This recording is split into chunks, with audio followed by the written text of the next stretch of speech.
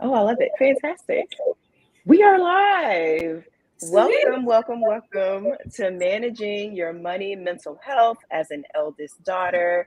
I'm Dr. Tamara Dias. I'm a wealth coach and I'm the founder of Good Soil Education, where we work one on one with women to help them build wealth by getting out of debt and building up their savings. Today, I am joined by the amazing, fabulous Jasmine Braxton around this wonderful conversation. I'm super excited. And y'all are in for a treat because we just had a good conversation anyway, planning for this and talking through like what we plan to cover and getting to know each other and unpacking all the things. And so I already know y'all are going to be in for a treat. So before I jump in, a little bit about me. I specifically partner with women who feel overwhelmed about their finances, who may be successful in their professional lives, whether they're in a 9 to 5 career or an entrepreneur. And when it comes to money, the idea of just handling money or making money decisions is a lot for them.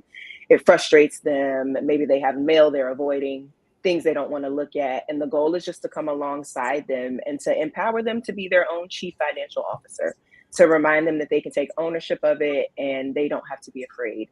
And so when I connected with Jasmine, immediately saw some overlap there between the work that she does in her work. And so I will jump into just sharing a little bit about her with you all, but I'm sure you'll get to know both of us throughout today's discussion. So please know that these intros are by no means all encompassing of everything. Yeah. So Jasmine Braxton is a high performance coach, business advisor, keynote speaker, and the writer of Why Overthink It, the only newsletter on the internet written for eldest daughters in business. Just give a clap for that. With over 13 years of experience as a coach entrepreneur, Jasmine supports high achieving eldest daughters to professionalize their operations and address the inner critic standing between them and reaching their life and business goals. That was amazing. Love it. Welcome, Jasmine. Can I just like hire you to do all my introductions from now on? Like, when they call me, can you speak? Yes, Tamara has to come. Anytime you want. Just I'll be on speed dial. Give me the good MC vibes that I be needing before I step out. Okay. Thank you for having me. Thank you for having me. This is such a delight and a treat. We're talking about money and eldest daughters, so let's go. I love it. And y'all, as you're watching, feel free to leave a comment if you have a question, any of the things. We'll be happy to engage with you throughout because we want this to, be relevant for you and to answer questions that come up for you. So leave your comments and chats for us. So when we initially kind of had the idea to have this conversation, May is Mental Health Awareness Month. And so that was really one of the things why we thought this would be a great kickoff. One of the things that I've just seen a lot in my work is that money and mental health tend to be very intertwined. A lot of the women that I work with, if they're stressed financially, if they're overwhelmed financially, if they're not hitting their goals, it absolutely impacts how they show up every day, whether they're a mom, a wife, a CEO, an entrepreneur, whatever. Like, it shows up. They don't just ignore that part of their lives. It impacts their mental health. And so we thought this would be a great conversation to have to kick off Mental Health Awareness Month and just talk about maybe some of those challenges, specifically that eldest daughters face.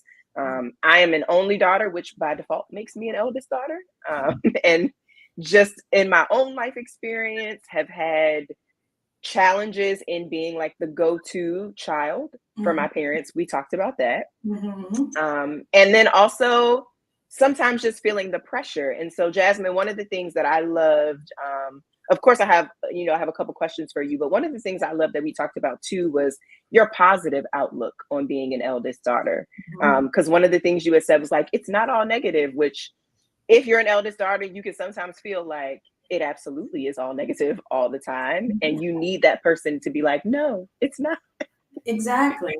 And if you read anything online about eldest daughter, it's always like through this context of the eldest daughter syndrome and all the drawbacks and all the trauma, which they're true, they're valid, but there's more to the story, And that's the part that I'm trying to highlight. The positive, the other attributes that this birth position gave us that we honestly have been sleeping on for a long time. Come on, I love it's like a best kept secret. Like that Yes. y'all are in for a treat. She's dropping jewels already, like little tidbits that you might not even be aware of. So fantastic. Starting off good. Okay. So in my work, I already mentioned I see a lot of women that are overwhelmed about money. Specifically, if I think about some of my only daughter or eldest daughter clients, they sometimes feel that pressure to both show up for themselves and then show up for their parent. Sometimes, you know, they may be an eldest daughter also caring for like an aunt or someone like that. But either way, they've been deemed the responsible one who now has to juggle everything on their own. And one of the things that I always start off with my clients is this idea of a money story. So when they come to me and they say something like, oh, I'm just overwhelmed and that's why I can't stick to a budget, I start to like talk through, okay, well, like, tell me more. Like, when you say you can't stick to a budget, what does that mean? When Mm-hmm. you say you're overwhelmed, what does that mean? How is it showing up? What are you seeing? And when we really start to get to the core of their money story and how money has impacted them, we often see like these threads woven throughout of experiences they've had growing up with money. An example that we see a lot with money stories is eldest daughters who are successful feeling guilty about being successful. Mm. So I've made it, but should I have made it? My Yeah. cousins didn't make it. I'm the only one. This doesn't feel right.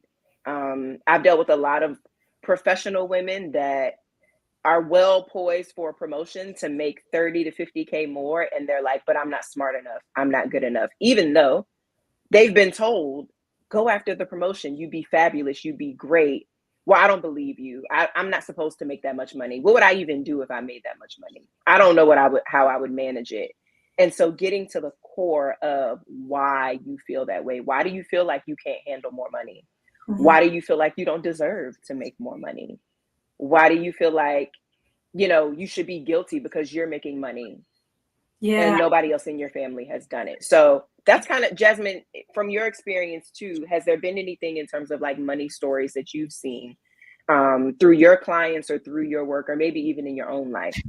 Yes. So, just first, thank you for explaining the concept of money story and how it really shapes a person's mindset towards how they approach finances, their own money, maybe even how they handle other people's money they're responsible for, like caretakers.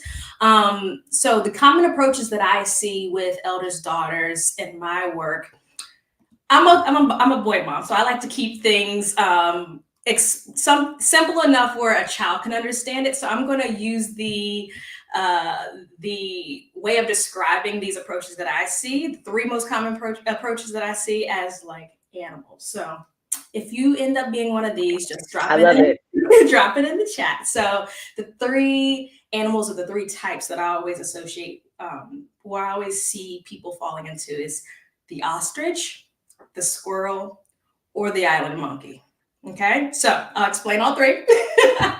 But Okay. an ostrich, think about it. What is something that an ostrich is known for doing? Sticking their head in the sand, right?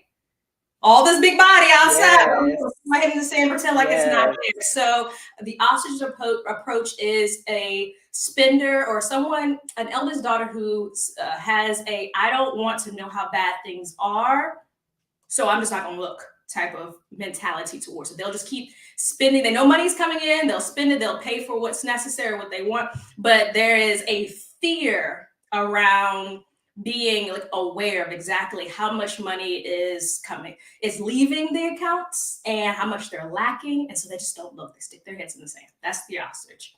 The squirrel, this is my store away money like nuts for summer type of person, right? Come on. This is the person who they will pay the bills, but that money is going to a savings account. That money is going to, my mom calls it the rainy day fund. I like to Yeah. think of these ladies as my investors, though, my rainy day fund holders, my future oriented. I'm going to be prepared and nobody's going to get in the way of that because otherwise I feel too vulnerable type people. Yeah. The squirrel. Okay. And then the last one is the island monkey. Now, y'all, if I'm y'all ready for this one. I'm ready. I'm ready. if you've lived in the islands for any amount of time, like I have, you know an island monkey. They will climb to the tippy top of the mango tree and they will pick the mango, take a single bite, and drop it to the ground, and do that 100 times. They will get full taking one bite out of the mango. Okay, money ain't a thing. Throw it out like rice. This is the island monkey mentality towards money. I like to think of these people as my quick decision makers. They feel abundance. They don't mind the risk of spending because they're confident they can make it back. So these are the 3 types of spenders that I come across in my work as eldest daughters. Ooh, I love, and I'm sitting here now like, okay, I've never thought of myself as an animal. Which one would I be? And I feel like that island, I feel like I'm a mix. Catch me on a different day. Who is the person Tuesday, I might be an ostrich. Yes, By yes. Friday, I could be an island monkey. I don't know. So you're sharing that it often depends on the situation, maybe the season that you're in, what's going on. But do you find that you have a specific essence around spending money? Like, what is your default? Like, personally, I default more to a squirrel, someone who I don't like feeling vulnerable. As an Enneagram 8, vulnerability is my core fear. And so I'm like not willing to put myself in a position where I cannot fend for myself and my family. And so I will go without something immediately to make sure there's something left for later. And so that's that mama bear coming out. Yeah, that is my, and also growing up basically around the poverty line as well, right? So that is my default, but I try to take on more of the island monkey at times, especially for things that I know that I deserve, I earn, and because like I work really hard, so I should enjoy it, right? Yeah. So, I feel like I'm probably more of an island monkey. I live in the song that I love, and it scares my husband because I sing it and he's like, please don't believe that. Like, that's terrifying. The Pitbull and Neo song, I knew my rent was gonna be late about a week ago. That's all. So you are aware. She's like, I don't care. I'll make it back. Watch me work. Okay. So I'm gonna live it up while I'm in this club. Like that one. Like, who knows what's gonna happen when I leave here? But we are having a good time. Appetizers for everybody. I'm gonna make it. Anybody want another round? I'm on vacation with you. So I'm like, let's just enjoy life. For those in the audience who don't know, Tamara and I went to undergrad at UVA together. And at the time, that song or the concept of YOLO was really, really in its prime. Okay. Yes. You only live once. Island Monkey has a YOLO mentality. That's me. See, look at me learning something about myself. We talking to y'all, I'm over here learning. That's one that I think I would be. And I think too, along the lines of money stories, is that's part of my money story. I didn't grow up as close to the poverty line, but I grew up like there was always a lot of language in my family where we would go on a vacation, and I have real like distinct memories. I can hear my mom's voice in my ear saying like, we're on vacation this week, so you better enjoy it. Because when we get back, we're not doing anything. Or like, we're going out to eat today, you better enjoy it because you're not eating out for the rest. So I would like really hone in on these like experiences and feel the need to like be extra because I'm like, I'm never going to have it again. So it goes back to kind of like living in a space of into that YOLO space, but more from like a deprivation, like, because there's not a chance that this will happen again, I have to be as lavish as possible instead of being able to embrace like moderation because, if I know that I'm going to do this again tomorrow, I'm like, oh, I'll just come back and get whatever I didn't get today or enjoy whatever I didn't enjoy. It's fine. I can spread it out. But when you have the mindset of like, you need to enjoy this because you're never going to have it again, it puts you in a space of like, oh, so like every time I get money, I have to spend it. I have to, because if I, as an entrepreneur, if I close a deal, I might not close another one. Or I book this client, might not book another one. So, it definitely shows up, that money story and then those different approaches. Okay. So we talked about that. you're working with women, right? They're coming to you, their eldest daughters, you're learning a little bit about their money story, and then they're like, okay, I'm an island monkey, I'm a squirrel, I'm an ostrich, I know what it is. But now what is that like? How you gonna help me? Like, what is the answer? So take us through a little bit of how you work with some of these entrepreneurs, specifically around how they're managing their money. So how do you coach them? How do you support them? Yeah. So this is a great point to talk through because there is that misconception that just because you are used to getting things done, you're used to being a high achiever, you're used to being right, that you don't have any problems around money. And we can just throw that out the window.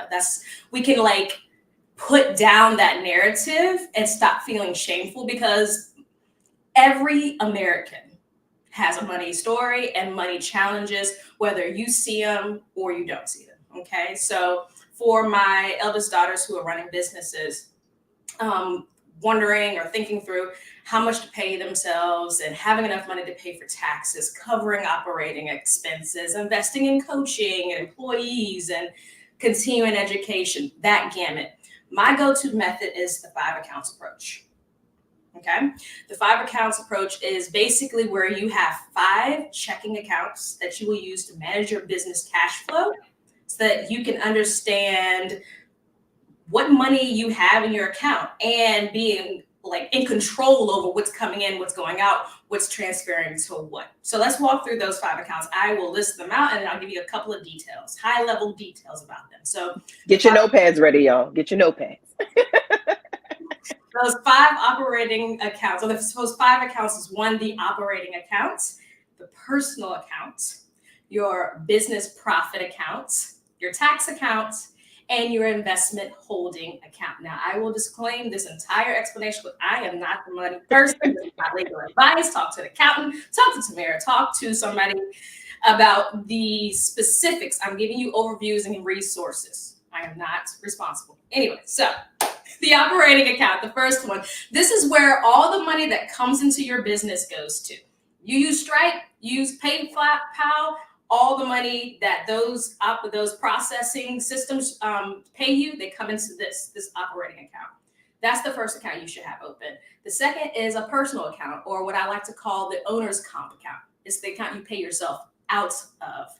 The third account is the business profit account, AKA for my squirrels, the rainy day fund. All right. This is where you hold the money that you make that doesn't need to go back into the business to keep the business alive. All right. The fourth account is your tax account. I call this the peace of mind account. All right.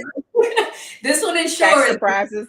Right. This one ensures you have enough money to pay your tax bill come tax season. All right. Like for those of y'all who just got over stressing yourselves to death because April was the month to show up. Yes. And lastly, we have our investment holding account.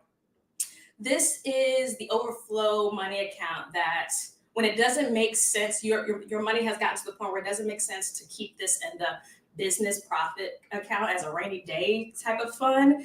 This is where you put the money now, and you use this money to invest in things outside of your business so that will bring money in that works for you, that you don't have to go out and work for. So if your business is you can invest in real estate, you can invest in stock, you can invest in, I don't know, whatever you want to do.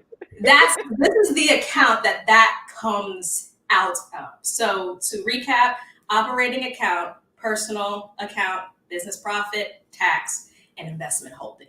Those are the 5 accounts that help you to be like, I am in the captain's chair when it comes to this money, and I can plan futuristically, and I can feel safe knowing that my business is operating professionally, because I'm really big about professionalizing your operations. That was in her bio in case y'all missed it. I read it.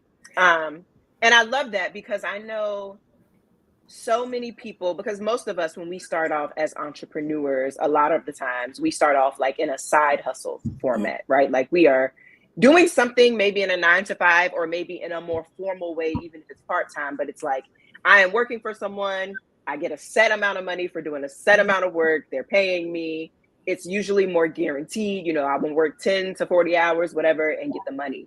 And a lot of us sometimes when we transition into, oh, I'm going to do my own thing, it can be like, I'll just do it as a side hustle. So we don't see it as a business. We don't see it as, wait, I'm in charge of running something, and we don't even see the value in professionalizing it.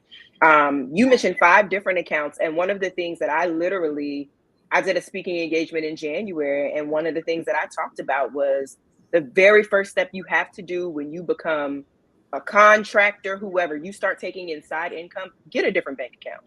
Stop mingling funds with your personal stuff, because then, one, you're overwhelmed. You can't see how much money you actually have coming in. So a lot of people may think, oh, my business is not doing well, or this side hustle doesn't make sense.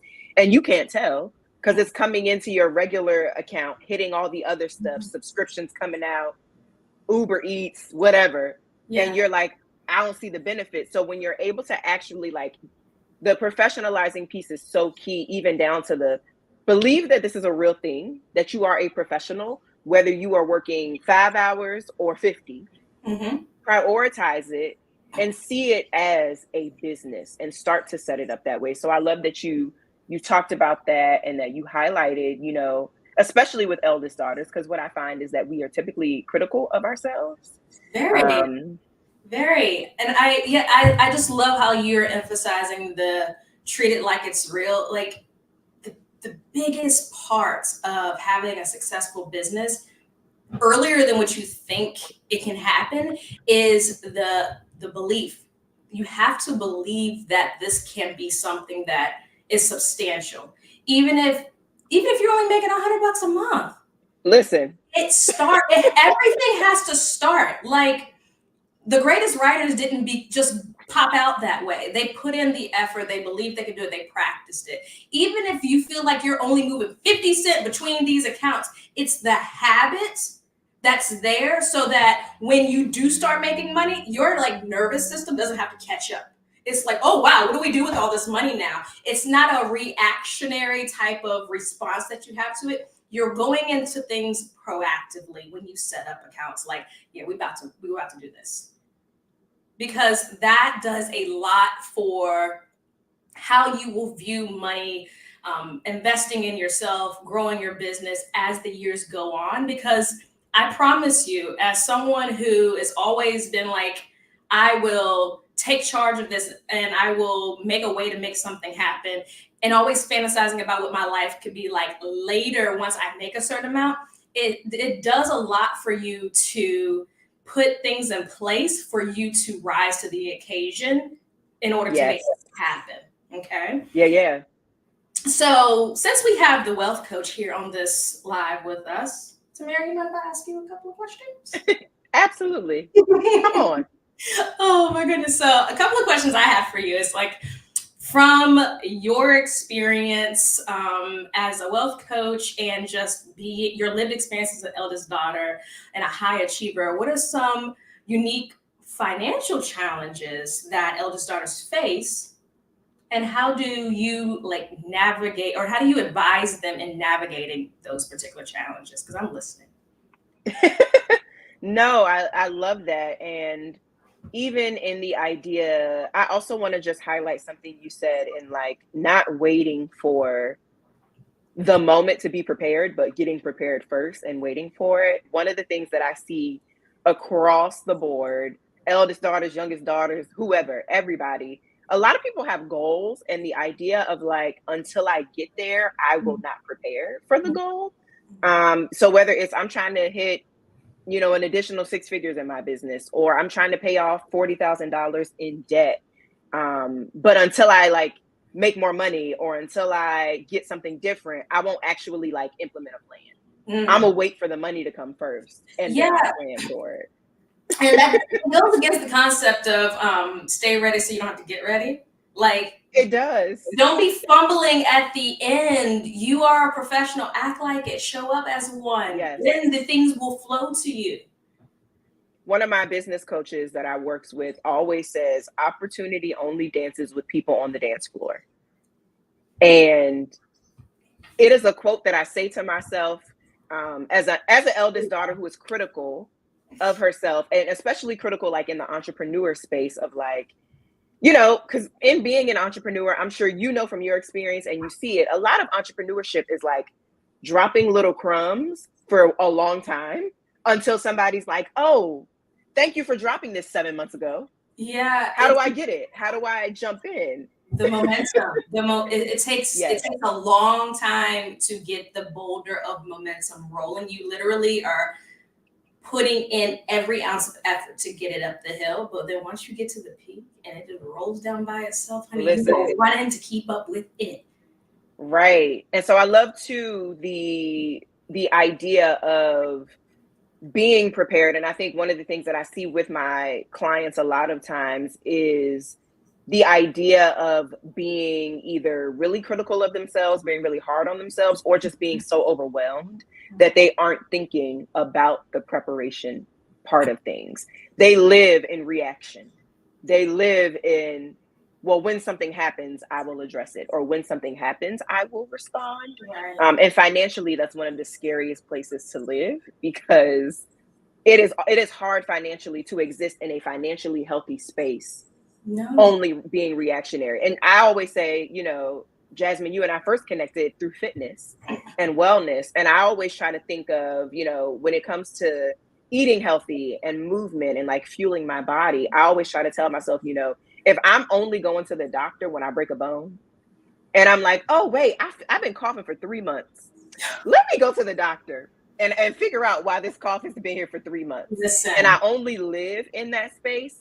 There are so many other things that are going to pop up along the way rather than me saying, I'm going to get ahead of this and like go for consistent checkups and be yes. ahead of it and get confirmation that everything is operating appropriately. Absolutely. No, if y'all are listening to this and any of this is resonating, just drop a yep, this is me, amen, whatever you got to say in the chat because Hallelujah. because this is not something where we just want you all to know that we know how these things feel internally, especially like let's call the pink elephant out of the corner, right? Especially as women of color, Black women, Yeah.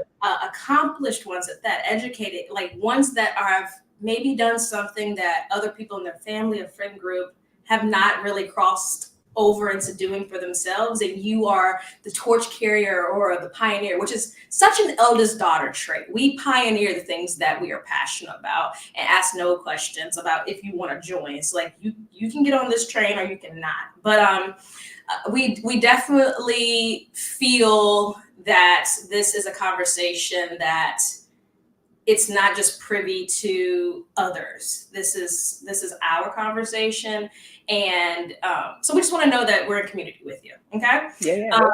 Another question that I have for you, Tamara, unless you had more to say on that thought, was as a wealth coach, you've worked really extensively with high achieving women, with women who are well accomplished. Okay. So could you share a story or give an example where financial coaching specifically has significantly impacted an eldest daughter as an entrepreneur and has impacted their business strategy and success? I love it. So I'll start off first with my own story. So part of the reason why I became a wealth coach is because I had to sort through and navigate my own finances through student loan debt, being very successful, like in the 9 to 5 space as a CEO. And then, of course, having my own business on the side that I was running while caregiving for my father. And so then being thrusted into having to help him as well. And through that process was able to pay off $15,000 of credit card debt and build up an emergency fund. And I was somebody. Give you your flowers now. And as someone who lived reactionary, so when I talk about like living in that space, I only know it because I lived it. I was one of those people that was like, when an emergency comes, I'll just deal with it. I don't have the money to put aside for an emergency fund. I need to make more money to put aside money for an emergency fund. I need to make more money to pay down debt. Or I'll worry about debt once I get to a certain level. And so for me, going through my own self-coaching of realizing, like, if you can't manage the money you have now, you will not be able to manage more money. So you've got to, as you said, operationalize your money right now, so that as you get more money, as you continue to build this business, you will have something to funnel it into. And you will be prepared. You'll essentially just keep running the same system that you've done before. And so with my clients, I apply that same kind of practice to them and that same work for them. I specifically coached an executive who led in the nonprofit space, through one, like, setting her financial goals. She's first generation American. So if you're first generation American, or you come from a family that immigrated from somewhere else, then you know the challenges in that. A lot of her family still lives outside of the United States, and so a lot of them were looking at her like, all right, you went to school, you made it, like, now show us, like, that you made it, and help us and support us. And so she carried this weight of, one, understanding that, like, when you get a degree in the United States, it doesn't always mean you've made it. There's levels to that, and Yeah. trying to explain that to people who haven't attended school, or who have a very a different view of it, and who all they know is, if you get an education, you'll be financially successful. For her, just internalizing so much of, like, I work at a nonprofit, so I'm not like a millionaire. I don't have a ton of money. I do have student loans. I'm sending money back to them. I live in an area where things cost a lot. And so feeling both the, like, challenge of just that family struggle and wanting to support them, but then also dealing with, like, that little voice in her head that was saying, like, and because you're struggling, you're not good enough. You shouldn't be struggling. Like, your family should be struggling because they're not where you are. Why do you have more and you're struggling too? Like, you don't get space to struggle. You don't deserve to unpack these feelings or go through what this means. And so she and I did a lot of one-on-one conversations around her money story, um, coaching through, why do you feel like you don't deserve the space to feel the way you feel? Why do you feel like what you've done isn't good enough? Why do you feel like you need to get to a certain level before you appreciate the work that you've done? And then from there, we were able to put some systems into place to automate. Really, a lot of things that we did with her was automating a lot of her money, automating her savings, automating a lot of her bills, getting things on a schedule to relieve her brain Yeah. of the pressure of having to do it all, because she's already doing for other people in the nonprofit space and her family. So I'm like, we don't need you to log into a portal every 10 seconds. Like, No, I love that. I love how you helped her to get rid of some of that decision fatigue around the business, because you think about it, until she's able to change the narrative and change the story that she continuously told herself, it would be a little bit of like a stress inducing event every single time to be like, okay, I got to sit down, I got to figure all this out, and doing that over and over again. Especially when nothing as far as the income has changed very much, it makes it a lot easier to automate. Like, we do it and everything else. I think about groceries. We gotta eat in this house every week. Like, I kind yes, of have like a static list, and then we Instacart, because I'm not in a season where I find joy in going to the grocery store and making my own yes, decisions. It's just too many decisions. And so I like that you helped with that decision fatigue. And I think that's highly important because it frees up mental bandwidth to put it somewhere else more productive. And I think that's a big part of working with someone like yourself. It's like, how can how can we manage mentally how you're feeling and how you view money by taking some of the weight off and seeing yes, how it works. So no, this has been really insightful, and I really like that story. Also, because another thing that we get caught up in as eldest daughters is feeling like um, we make more, so we should be void of the problems that people who don't make as much as yes, fall into. Like, I love my siblings dearly, but one of them for the longest had such a complex of this disdain because I make more. Mind you, I am a whole 8.5 years older than her, but it was just like this snark in certain comments, like, well, you Yeah. do 3 times as much as I do. Why do you gotta do? I'm like, no, just because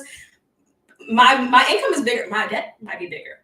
The Yes. responsibilities that I have. I mean, Yeah. I'm a Yeah. single parent in a affluent town. Like, price of living is twice as much as where my sister lives. So these are things that without conversation and without nuance is difficult to understand. And Absolutely. also when you're someone who, like I alluded to, being my squirrel self as a default, when you do things like you invest in other ideas, you invest in your retirement, your future, maybe a home or real estate, different things like that. It's hard for them to get a grip on, I have more money options because I have more money. So therefore there's more things that I have to allocate to. Yes. It So brings up, like the song says, more money, more problems. yeah. Um, because I often think too, I was just having this conversation with my husband around like business expenses, and we were doing something, and I was like, no, I'm going out of town for this thing. I'm gonna go ahead and book this conference. It counts as a business expense. I'm trying to level it out so my expenses lower my tax bill, and we got everything planned out. And I was like, I went through it with him because he was kind of like, well, like, what do you mean? And I told him, and I'm like, well, honey, until I become, an S corp, I'm being taxed at a higher Oh level. my gosh. So just because somebody may say, just because I booked 3 to 4 clients, I'm not getting Mm-hmm. that money. I have to factor in the 30%, that the Mm-hmm. IRS is like, let me get that, let me hold that. And so even talking with him around the idea of, as an entrepreneur, transitioning into that and just knowing like, oh, I closed the sale, I got money. One of the things I had to learn too and begin to express was, it doesn't always equal out to everything that you think it is. And so it's And not always just like, oh, you have a ton of money rolling around, and it's like, I also have a higher tax bill. yes, my goodness. No, and then you you just touched on another subject that might be a whole different live, and that's like explaining our business owner income to like significant others. Yes. Yes. Especially when, especially if, because I have a client right now who's dealing with this. The eldest, or this daughter, the wife, has now moved into the breadwinner position. And Mm, husband is having a hard time catching up with yeah. how he feels about that. Come on. That is a Money lot. conversations. That's a whole nother live. I think this just goes to show how the conversation around money, it literally seeps into every other category Yes. of life. And while we are not trying to maybe not make money the center of our lives and the making of it, it definitely affects how stressed we are, how relaxed we are, how generous or attitude driven we are. Yeah. There's so much linked to our everyday disposition with how we walk through life and what's going on in bank accounts. And so again, feel no shame if you feel like you have less than ideal circumstances around how your money is flowing in and out of your accounts. And if you have like some serious, hey, I want to change the narrative for myself in 2024, Tamara is your person. You need to Come on. get on her, Listen, you get a 2 for 1 if you want to get your mind wrapped around this idea of like, and I keep coming back, I think, to the operationalizing piece, specifically because I think as women of color entrepreneurs, you can think like you can't take yourself seriously because maybe your counterparts don't take you seriously. And you grew up maybe hearing you have to work twice as hard to be considered half as good. And so I love that even you are like having these conversations of like, you deserve to be a professional. You deserve to feel professional. You deserve to treat yourself as a professional, despite like the voices in your head that might be saying like, you're not. Yes, well, I am a big fan of just calling a spade a spade. All right, thank you, Tori, for chiming in. I'm Yeah. a big fan of calling a spade a spade, and what I mean by that is when I get new eldest daughters coming into the fold of my coaching, they are already so many amazing things. I always say the top 5 attributes that I see as a through line for every eldest daughter. We are responsible, we are resourceful, we are caring and hands on. And more than any of those things, we are very efficient about how we see and do things.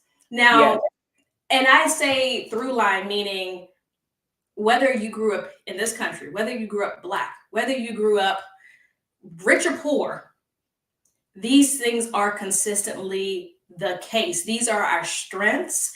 This is what this birth order position has helped us to hone. Like the fact that our parents trusted us and thought we were mature and level-headed enough to Yeah. act as like a second parent to our other siblings in a way, that says a lot about you as an individual.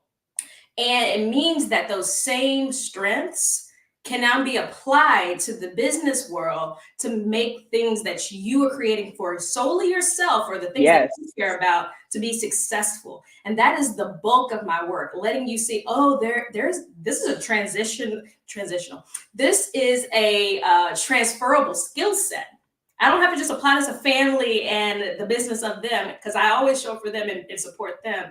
I can do this in the business world, and I come in as the support, because I always say eldest daughters are sometimes the least supported, even though we do the most supporting, because everybody thinks, Yes. Tamara, she got it. Tamara, she's smart. She can figure it out. Jasmine, she did that by herself. You know, she'll do whatever. Like, they almost don't ask. You know that during the pandemic, we learned about checking on your strong friends because they need Yes. support just Please. as much. This is what this service that I provide is. Like, I'm checking in on the strong friend, helping you to be accountable to the things that matter to you, and to help you see that you don't have to do this alone, like you have done so many other things. And so, yeah, I will digress on that because I'll talk about us eldest daughters. But I love that. So you shifted a little bit into like the positive side, because one of the things that we had connected about too was just being reminded that if you are someone who is an eldest daughter and you feel the pressure, and you can sometimes feel like this is all bad, this is all negative. Jasmine, you highlighted several like positive things, right? That come, and like, yes, people look to you to do a lot, and that's heavy, but it also means you're very responsible.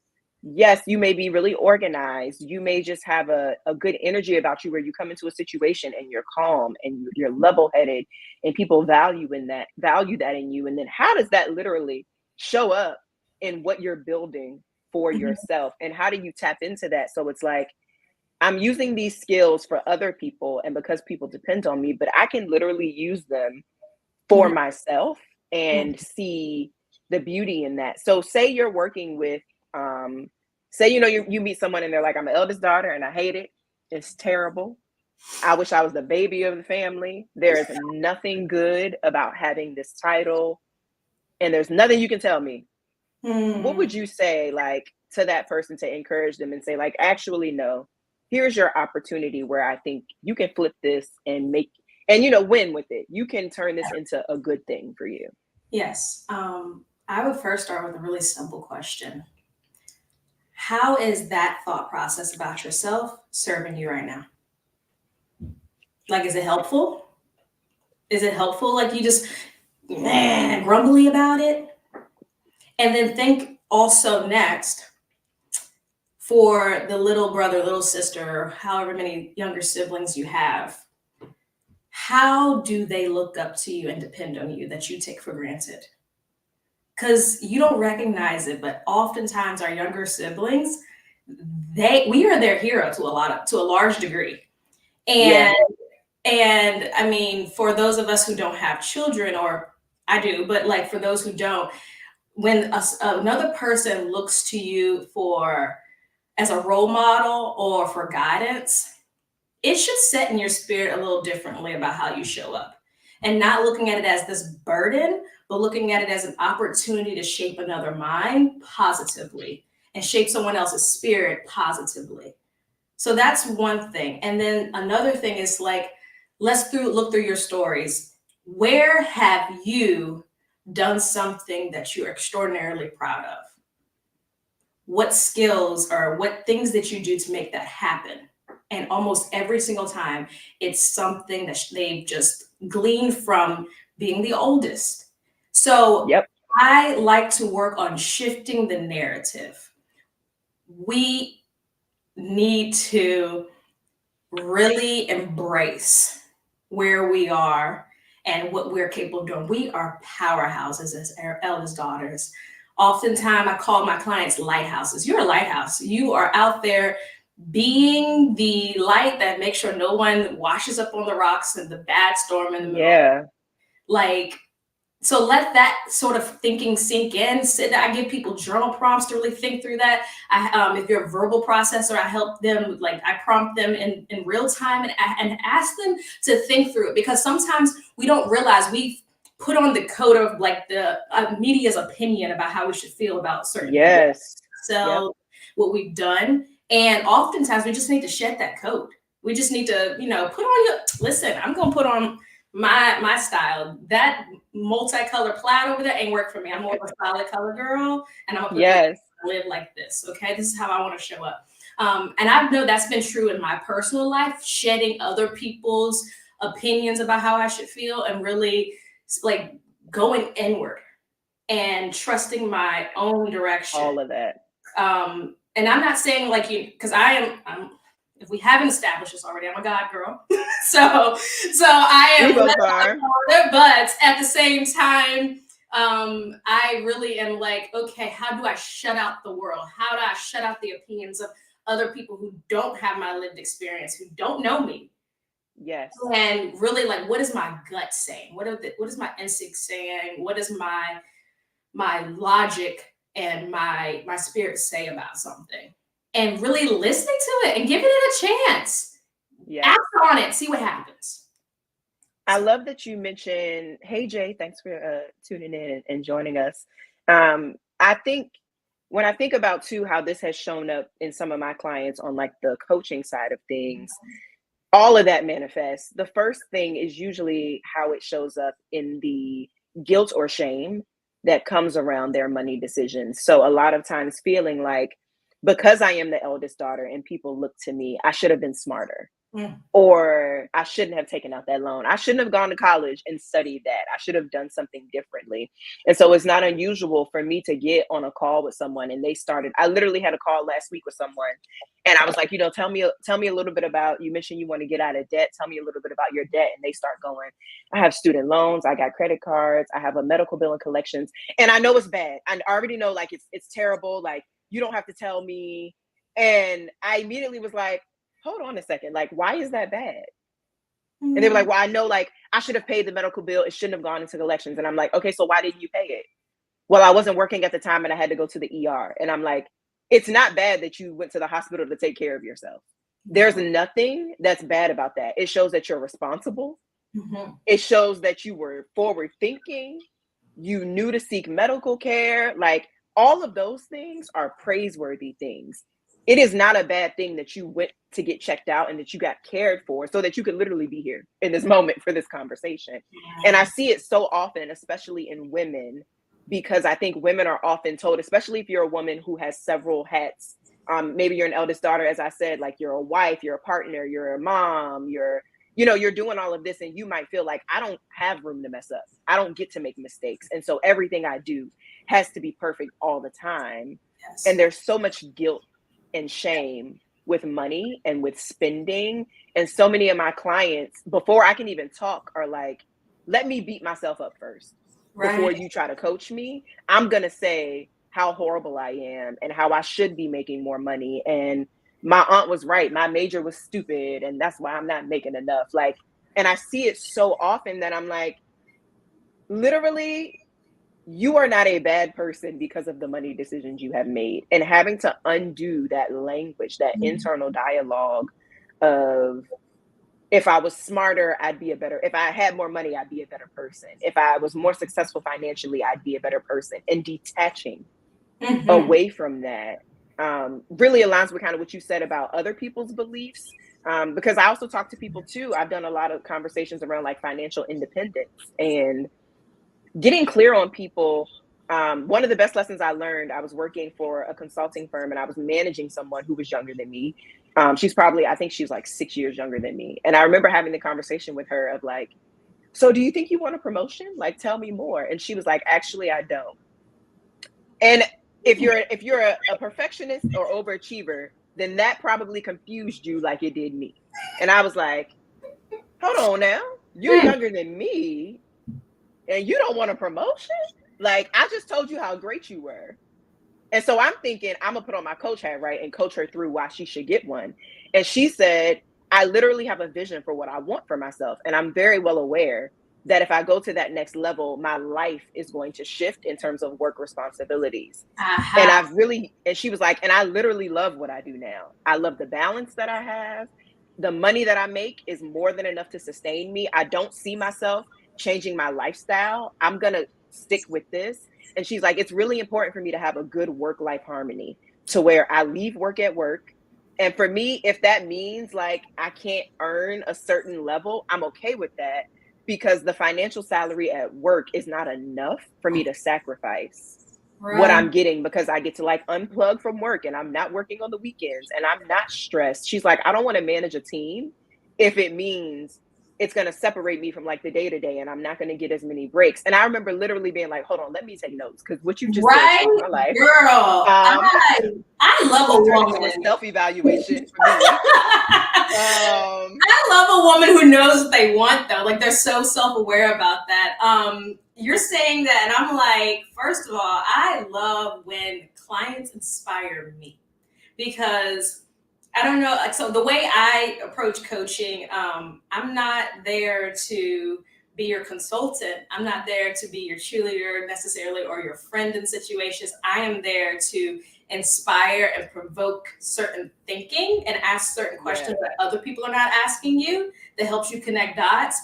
And man, I love when my powerhouses be like, actually, let me tell you something because I then learn. And that is not a bad thing at all. That's something that I look forward to. But you're sharing that, and I'm like, wow, like I can see how generationally that might not have been an option for people to be like, Yes. actually, I choose a little bit more ease in my day to day. I don't want Yes. to work literally down to my nubs, my 20s, 30s, 40s, into my early 50s. And I only really get to enjoy this life and this world when I am more tired, when I may have more illness, Right. when I have more like other things that pull my attention away from me. So I love that. She wanted time freedom. She wanted more freedom, not a bigger bank account. That's beautiful. And not even my opinion, right? Because I wanted, Mhm. I saw like you can get promoted to this and then here and here and here, your 10-year plan, vice president. And she was like, thank you. Yeah. I'm well aware that that's an option. But even her being younger than me, being able to say, like, thank you for believing in me and seeing that. But like, I don't actually want to walk into what you created or offered as an Yes. option because Yes. I've created this lane over here and I actually want to stay over here and move forward with what I want for myself. So much Absolutely. of money coaching too sometimes, and we see it in our money stories, is what do you actually want when it comes to your money? What are your goals? Not the goals that other, because so many people sometimes have goals, whether it's retirement, whether it's around investing, saving. It has 0% like of what they want.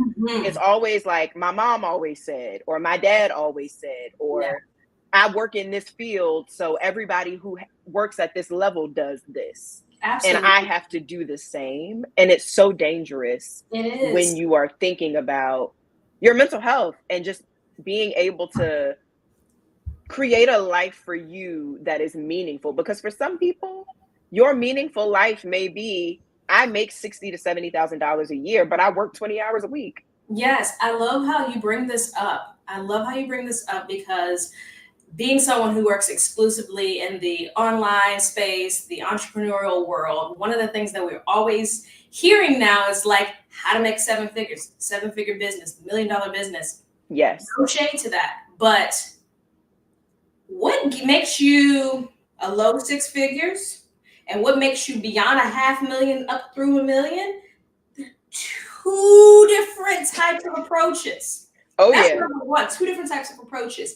And I'm always when I get in front of an eldest daughter who has gotten bitten by the $1 million bug, is what I Mm, call it. yeah. My question is, what is enough for you?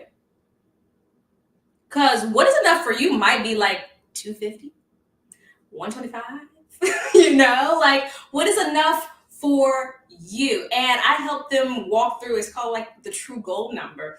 Like we break Mm, down how much money do we want to make? How much money do we need to put aside to run the home, to invest in something, to yeah. put our kids in programs that we really want them in, or in private school, to retire a loved one?